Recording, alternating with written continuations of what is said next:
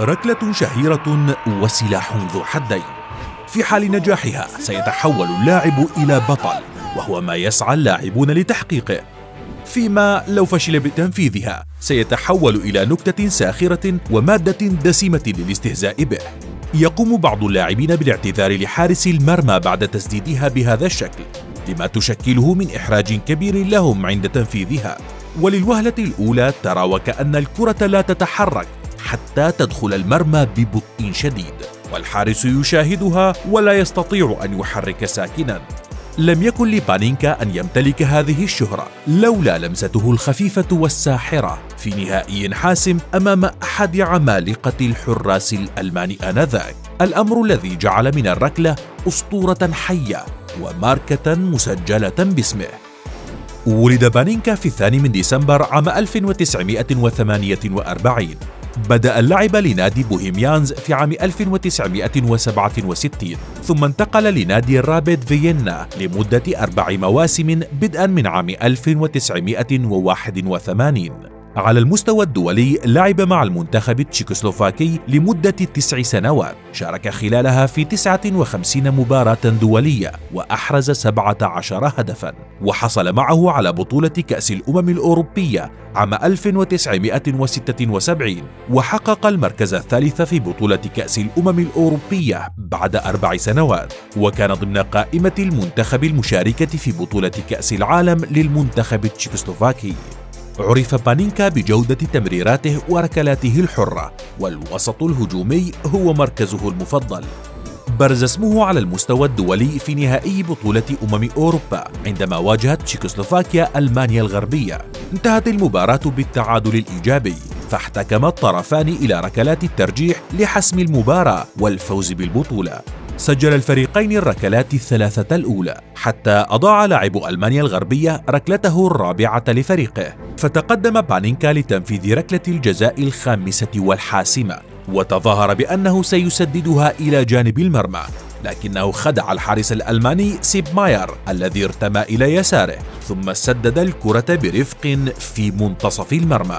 إن التسديد بهذه الطريقة وفي مباراة نهائية تحت ضغط هائل من الجماهير والصحافة جعل بانينكا يدخل التاريخ من أوسع أبوابه، ليطلق عليه حينها لقب اللاعب الشاعر.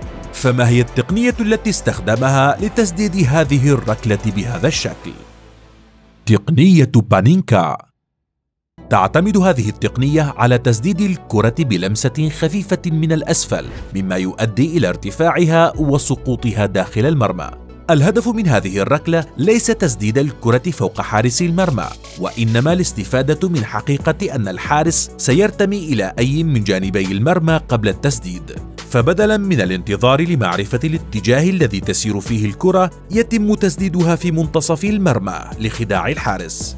يعتبر التسديد على طريقة بانينكا خطرا للغاية، لأن على اللاعب أن يتقدم ببطء شديد قبل التنفيذ لإعطاء الكرة لمسة ناعمة، مما يسمح لحارس المرمى بالرجوع من حيث قفز، أو حتى البقاء في نفس المكان وانتظار سقوط الكرة بسهولة في يديه. وكلما كانت سرعة اللاعب الذي يسدد أخف، كلما نجح بتطبيق اللمسة الخفيفة، فيعطي المجال للحارس بأن يقرأ أفكاره.